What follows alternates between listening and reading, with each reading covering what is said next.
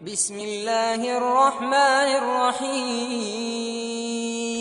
نبی علیہ السلام کی حدیث ہے، ہر دعا اس کی تین میں سے ایک تاثیر ضرور ہے۔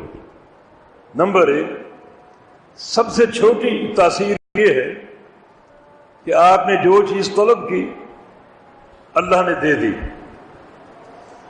آپ کا سوال صحت کا تھا، کوئی فیکٹری کا تھا، کوئی دنیا کے کاروبار کا تھا، اللہ تعالیٰ نے قبول کر لیا اور آپ کی دعا کے مطابق وہ چیز آپ کو عطا کر دی۔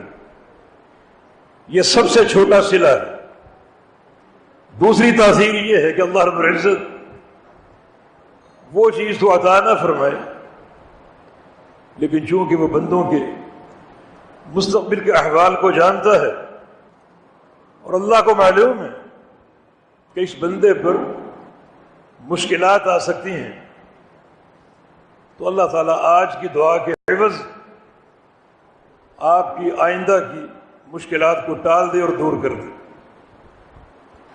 اور تیسری تاثیر سب سے بڑی ہے کہ جو آج آپ نے دعا کی اللہ نے وہ عطا نہیں کیا، مگر اللہ رب العزت اس دعا کو آخرت کا اثاثہ بنا لے اور آپ کی قیامت کی تکلیفیں ٹال دے،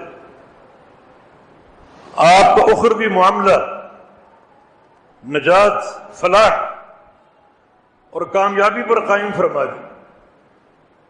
اور یہ سب سے عظیم الشان تاثیر ہے کہ اللہ تعالیٰ دعاؤں کو ذخیرہ آخرت بنا لے اور عرصات قیامت کی مصائب اور مشاکل ٹال دے۔